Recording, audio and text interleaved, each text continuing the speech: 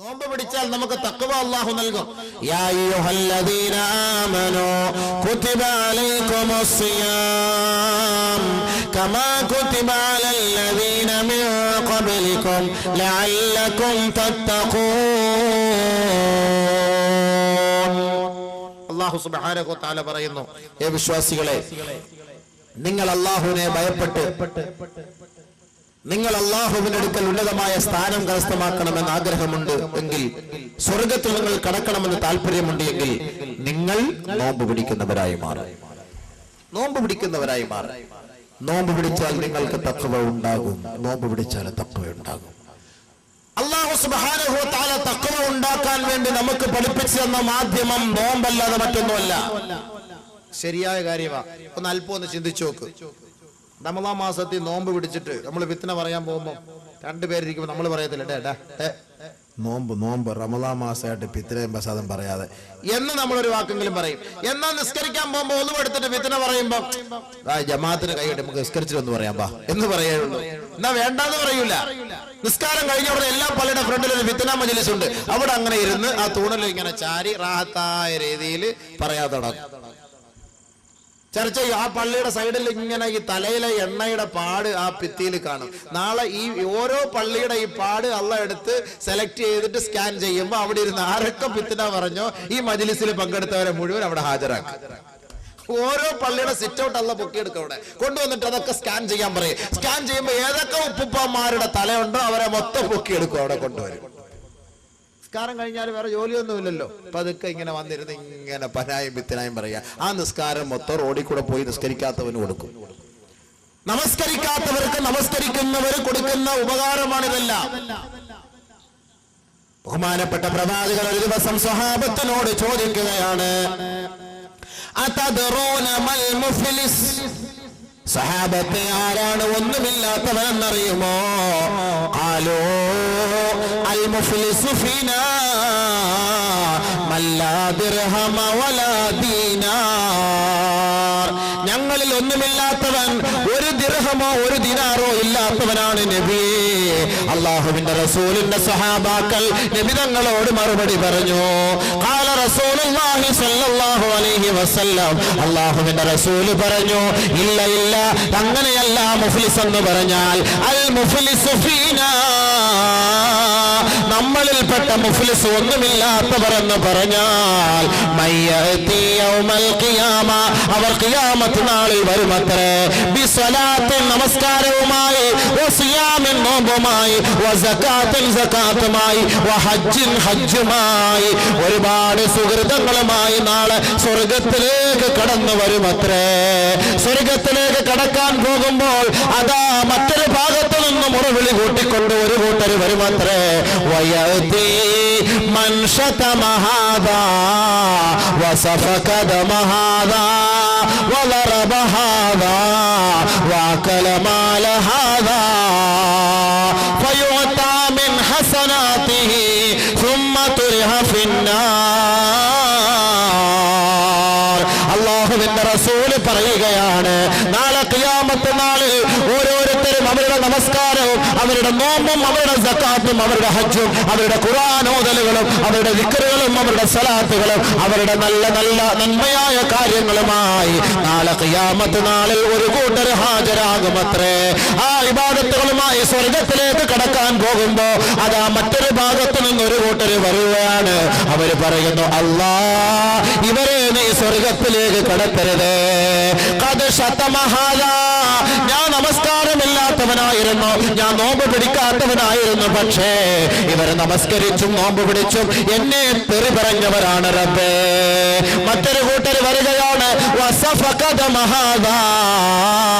അല്ലാഹുവേ, എന്നെ അകാരണമായി കൊന്നുകളഞ്ഞവനാണ് ഇവൻ റബ്ബേ, അതുകൊണ്ട് ഇവനെ നീ സ്വർഗത്തിലേക്ക് അയക്കരുത് നാഥനെ. മറ്റൊരു കൂട്ടർ വരികയാണ്, പടച്ച തമ്പുരാനെ, അകാരണമായി കാരണമില്ലാതെ വെറുതെ ദുർവാശിയോടെ വൈരാഗ്യത്തോടെ എന്നെ അടിച്ചവനാണ് അല്ലാ, ഇവനെ സ്വർഗത്തിലേക്ക് വിടരുത് റബ്ബേ. മറ്റൊരു കൂട്ടർ വരികയാണ്, വാകലമാലഹ പടച്ചവനെ, ഇവൻ നമസ്കാരവും നോമ്പും വിവാദത്തുകളും ഉള്ളവനായിരുന്നു, പക്ഷേ എന്റെ സമ്പത്ത്, എന്റെ മുതൽ അന്യായമായി തിന്നവനാണ് റബ്ബേ. അതുകൊണ്ട് ഇവനെ സ്വർഗത്തിൽ കടത്തരുതേ തമ്പുരാനെ എന്ന് ഈ ഓരോരുത്തരും പടച്ച തമ്പുരാനോട് പറയുമ്പോ അല്ലാഹു തആല മലക്കുകളോട് പറയുമത്രേ, നോക്കൂ ഇവര് പറയുന്നതിൽ വല്ല അർത്ഥവുമുണ്ടോ? അപ്പൊ മലക്കുകൾ പെട്ടെന്ന് ഫയൽ എടുത്ത് നോക്കും. ഈ നിസ്കരിച്ച് ഇബാദത്ത് ചെയ്ത് നോമ്പുമായി സക്കാത്തുമായി സ്വർഗത്തിൽ പോകാൻ വേണ്ടി വന്നവരുടെ ഫയൽ എടുത്ത് നോക്കുമ്പോ മലക്കുകൾ പറയും, ശരിയാണ് അല്ലാഹ്, വെറുതെ ചീത്ത വിളിച്ചവനാ ഇവനെ, വെറുതെ അടിച്ചവനാണ് ഇവനെ, ഇവന്റെ സ്വത്ത് തിന്നിട്ടാണ് പള്ളിയിൽ പോയി നിസ്കരിച്ചിട്ട് ഫസ്തിന മജ്ലിസിൽ പോയി വലിയ തസ്ബീഹ് ഉരുട്ടിക്കൊണ്ടിരുന്നത്, വെറുതെ ഇവൻ ആളുകളെ അപരാധം പറഞ്ഞവനാണ്, അപവാദം പറഞ്ഞവനാണ്. അല്ലാഹുവേ,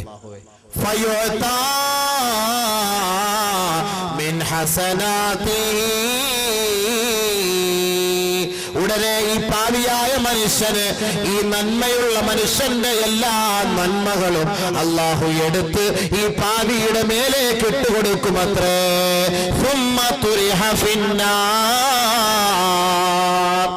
ഈ ദുനിയാവിൽ വെച്ച് 60 വയസ്സ് 70 വയസ്സ് വരെ നമസ്കരിച്ച് ഇബാദത്തെടുത്ത ഈ ചങ്ങാതിയുടെ ഹൃദയം ബ്ലാങ്ക്, എംപ്റ്റി, ഒന്നുമില്ലാതെയായി. എല്ലാ അമലും ആർക്ക് കിട്ടി? ഈ റോഡിൽ കൂടെ വെറുതെ നിസ്കരിക്കാതെ പോകുന്നവന് കിട്ടി. അവനെ കുറിച്ച് വെറുതെ പറഞ്ഞ് ഫനായും ഫിത്നായും ഫസാദും പറഞ്ഞപ്പോ അവനിതൊന്നും മറുപടി പറഞ്ഞില്ല. അവൻ ഇതെല്ലാം അല്ലാഹു ഖിയാമത്ത് നാളിൽ വെച്ച് എടുത്ത് ഇവനിട്ട് കൊടുക്കും. അപ്പോൾ അവന്റെ ഹൃദയം എന്തായി? ഒന്നുമില്ല, ഒരമലുമില്ല. അവനെ നരകത്തിലേക്ക് എറിയപ്പെടുമെന്ന് നബിയുനാ റസൂലുള്ളാഹി. ഇവനാണ് മുഫ്ലിസ്, ഇവനാണ് ഒന്നുമില്ലാത്തവനെന്ന് കാരുണ്യത്തിന്റെ തിരുദൂതനായ മുഹമ്മദ് മുസ്തഫ. ഇവനാണ് ഒന്നുമില്ലാത്തവൻ, അതല്ലാതെ ദിർഹമോ ദിനാറുകളോ ഇല്ലാത്തവനല്ല. ഖിയാമത്ത് നാളിൽ ഒന്നുമില്ലാത്തവൻ വരുന്ന അവസ്ഥയാണിത്. ഇവിടെ വെച്ച് ഒരുപാട് ഇബാദത്തുകളൊക്കെ വാരിക്കോരിക്കൂട്ടും, പക്ഷെ ആഖിറത്തിൽ ചെല്ലുമ്പോൾ ഇതൊക്കെ മറ്റൊരാൾക്ക് വേണ്ടി ഇവനെല്ലാം സമ്മാനിക്കേണ്ടി വരും. അതുകൊണ്ട് ആരെ കുറിച്ച് നമ്മൾ ഒരു ഫനായും പറയരുത്, ഒരു ഫിത്നായും പറയരുത്, ഒരു ഫസാദും പറയരുത്, ഒരു കാര്യവും പറയാം. റമളാൻ മാസം വരുന്നു, റമളാൻ വരുമ്പം ഫനായും ഫിത്നായും തുടങ്ങുന്നത് മുൻകൂർ ജാമ്യം എടുത്തോണ്ടാ. എങ്ങനെ? അല്ല കാക്ക, ഞാൻ അവന്റെ കുറ്റം പറയല്ല, ഞാൻ അവന്റെ കുറ്റം പറയല്ല, അവനുണ്ടല്ലോ ഇന്നലെ രാത്രി ഇന്ന വീട്ടിൽ കയറിപ്പോന്ന് ഞാൻ കണ്ടല്ലോ, റമദാനിൽ നോമ്പ് പിടിച്ചോണ്ട്. ആദ്യം എന്താ ജാമ്യം, മുൻകൂർ ജാമ്യം. ഞാൻ അവന്റെ കുറ്റം പറയല്ല, പിന്നെ എന്തായി പറയാൻ പോണത്? ഞാൻ അവന്റെ കുറ്റം പറയല്ല എന്ന് മുൻകൂർ ജാമ്യം എടുത്തിട്ടാ റമദാൻ മാസത്തിൽ ഫനായും ഫിത്നായും ഫസാദും പറയാൻ പോണത്. വെറുതെ പാവം പിടിച്ചവന് നോമ്പ് കിട്ടും, നമ്മൾ പട്ടിണിക്കിരുന്നത് മിച്ചം. പട്ടിണിക്കിരുന്നിട്ട് ഒരു പുണ്യമില്ല. ആരെ കുറിച്ചും അനാവശ്യമായി നമ്മൾ പറയരുത്. ഒരാളുടെ മുഖത്ത് നോക്കി നമ്മളൊരു വെറുപ്പോടുകൂടി നോക്കരുത്. ആരുമാകട്ടെ, നമ്മുടെ എത്ര വലിയ വിരോധിയുമാകട്ടെ, അവന് നിങ്ങൾ സലാം പറ, അവനോട് സന്തോഷത്തോട് കൈ കൊടുക്ക്, അവനുമായി സന്തോഷത്തോട് കഴിഞ്ഞുകൂട്. ഒരു സലാമെങ്കിലും പറഞ്ഞുകൊണ്ട് നിങ്ങൾ നിങ്ങളുടെ കുടുംബക്കാരെ പോയി നിങ്ങൾ കാണണം, അവരുമായി ഇഴുകിച്ചേരണമെന്ന് നബിയുനാ റസൂലുള്ളാഹി. നമ്മുടെ ശരി, എങ്കിൽ നമുക്ക് ആഖിറത്തിൽ ഒരുപാട് നേട്ടങ്ങൾ കിട്ടും. ഇവരെ തഖ്വയുള്ളവരാണ്. മുത്തഖീങ്ങൾക്ക് ഇത് സാധിക്കുകയുള്ളൂ, മുത്തഖീങ്ങൾക്ക് മാത്രമേ ഇതിന് കഴിയുകയുള്ളൂ. അതുകൊണ്ടാണ് അല്ലാഹു സുബ്ഹാനഹു വ തആല പറഞ്ഞത്, നിങ്ങൾ നോമ്പ് പിടി, നിങ്ങൾ മുത്തഖീങ്ങളാകും. നോമ്പ് പിടിച്ചിട്ട് നമ്മൾ പള്ളിയുടെ വാതിൽ ഇരുന്നുകൊണ്ട് ബസ്സിൽ പോകുന്ന പെണ്ണുങ്ങളെ നോക്കുവോ? നോക്കാൻ നമുക്ക് തോന്നൂലല്ലോ. ആരെങ്കിലും അളിയ ഇല്ല, അത് കണ്ടോടാ, നോമ്പും പിടിച്ചിട്ട് നീ കണ്ണ് സൂക്ഷിക്കടാ. എന്നാൽ ഒന്നുമെടുത്തിട്ട് നിസ്കരിക്കാൻ കയറി പള്ളിയുടെ സിറ്റ് ഔട്ടിൽ നിൽക്കുമ്പോൾ ഒരു ബസ് പോകുന്നു, ഒരു കൊച്ചു മിഡിയൻ ടോപ്പ് ഇട്ടുകൊണ്ട് നിൽക്കുന്നെങ്കിൽ എന്നാ നോക്കിയിട്ട് നിസ്കരിച്ച് കളയാം. ഇമാമ റുക്കൂലാണ്, എന്നാൽ ഇയാളാവുന്ന ഒന്ന് കണ്ടിട്ട് പോയിട്ട് അല്ലാഹു അക്ബർ നിസ്കരിക്കുമ്പോൾ ചിന്ത എന്താ? ആ കൊച്ചിന്റെ മിനിസ്കർട്ട്, ആ കൊച്ചിന്റെ മിഡിയൻ ടോപ്പ്, ഇതാണ് മനസ്സിൽ വരിക.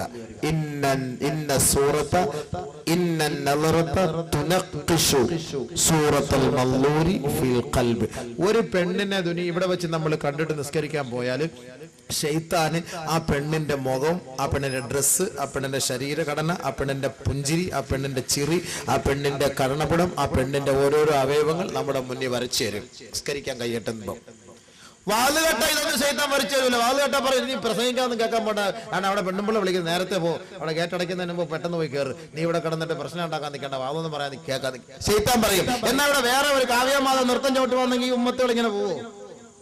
ശൈത്താൻ പറയും നീ അങ്ങോട്ട് പോയി നോക്ക്, അയ്യോ അവള് കഷ്ടപ്പെട്ട് വന്നതാ കണ്ണൂരിന്ന്, ഇപ്പോഴേ ഒന്നും കിട്ടത്തില്ല, വേണമെങ്കിൽ പോയി ഒന്ന് കാണും, അത് എല്ലാ മുസ്ലിയാക്കന്മാരും എപ്പോഴും ഇവിടെ ഒക്കെ നടപ്പുണ്ട്, അതൊക്കെ കേൾക്കാം. ശൈത്താൻ പറയും, അപ്പൊ അതിനെ നമ്മൾ കേൾക്കും. എന്ന പോലെ കൈകെട്ടി നിസ്കരിക്കാൻ നിൽക്കുമ്പോ എന്താ ചിന്ത ഇങ്ങനെ അവളെ കുറിച്ച് ഇങ്ങനെ ചിന്ത ഉണ്ടാക്കും. എന്നാൽ റമദാൻ മാസം ആകുമ്പോ നമ്മളിത് നോക്കൂല.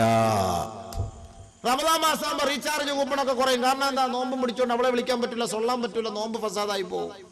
പിന്നെ വിളിക്കുന്നതൊക്കെ തറാവീഹ് നിസ്കാരം കഴിഞ്ഞിട്ടായിരിക്കും. നോമ്പും പിടിച്ചോണ്ട് വിളിക്കാൻ നിൽക്കൂല. റീചാർജ് കൂപ്പൺ എല്ലാം കടയെല്ലാം പൂട്ടേണ്ടി വരും റമദാൻ മാസമായിട്ട്. മൊത്തത്തിൽ പ്രശ്നമാണ്. റമദാൻ മാസം ആകുമ്പോഴേ പറയും ഷഅബാന്റെ അവസാനത്തിൽ ഇങ്ങനെ വിളിക്കല്ലേ കരളെ, ഇനി ഒരു മാസമാ, എന്റെ റമദാൻ നീ പസാദാക്കി കളയല്ലേ, ഇടങ്ങാറാക്കല്ലേ, എന്റെ നോമ്പ് നീ ഇടങ്ങാറാക്കിയിട്ട് പിന്നെ അങ്ങനെ ഹി ഹാ ഹൂന്നൊന്നും പറയരുത്. അത് നേരത്തെ പറഞ്ഞിട്ട് ആ സിം അങ്ങ് മാറ്റിയിട്ട് വേറെ സിം എടുത്തൊക്കെ ഇടും ഒരു മാസത്തേക്ക്. ഒരു 10 തറാവീഹ് കഴിയുമ്പോൾ മനസ്സിനകത്തിരുന്ന് വിളിക്കാൻ പറ്റാതൊരു വല്ലാത്ത വെപ്രാളത്, എന്താ ചെയ്യുക. അപ്പൊ തറാവീഹ് കഴിഞ്ഞിട്ട് ഒരു മിസ് കാൾ അടി. അതും തറാവീഹ് കഴിഞ്ഞിട്ടായിരിക്കും. റമദാൻ മാസത്തിൽ നിങ്ങൾ ഇങ്ങനെ സംസാരിച്ച് ഉള്ള അമല് നഷ്ടപ്പെടുത്തരുത്. അവിടെ അവൻ സൂക്ഷിക്കും, ചെറുപ്പക്കാരൻ സൂക്ഷിക്കും. എത്ര ഓടി കളിച്ച്, ബാറ്റ് കളിച്ച്, ക്രിക്കറ്റ് കളിച്ച്, ഫുട്ബോൾ കളിച്ചിട്ട് വന്നാലും ക്ഷീണിച്ച് അവശനായി ദാഹിച്ച് വെള്ളം കുടിക്കാൻ വേണ്ടി വന്നാലും ഫ്രിഡ്ജിനകത്ത് തണുത്ത വെള്ളം വരുന്നാലും കുടിക്കുവോ? എടുത്തു വെച്ചിട്ട് കുടിക്കൂല. എന്തുകൊണ്ട്? അള്ളാഹയെ പേടിച്ചിട്ട്. ഇതാണ് നോമ്പ് കൊണ്ട് മാത്രമേ അള്ളാഹയെ പേടിക്കാൻ കഴിയുള്ളൂ, സൂക്ഷിക്കാൻ കഴിയുള്ളൂ. ആ നോമ്പിലൂടെ മാത്രമേ നമ്മുടെ ശരീരത്തെ മെരുക്കിയെടുത്തുകൊണ്ട്, നമ്മുടെ ശരീരത്തെ സംസ്കരിച്ചെടുത്തുകൊണ്ട് അള്ളാഹുവിന്റെ അടുക്കൽ മുത്തഖി എന്ന പദവി അള്ളാഹുവിന്റെ അടുക്കൽ കരസ്ഥമാക്കാൻ റമദാനിലെ നോമ്പ് കൊണ്ട് മാത്രമേ കഴിയുകയുള്ളൂ.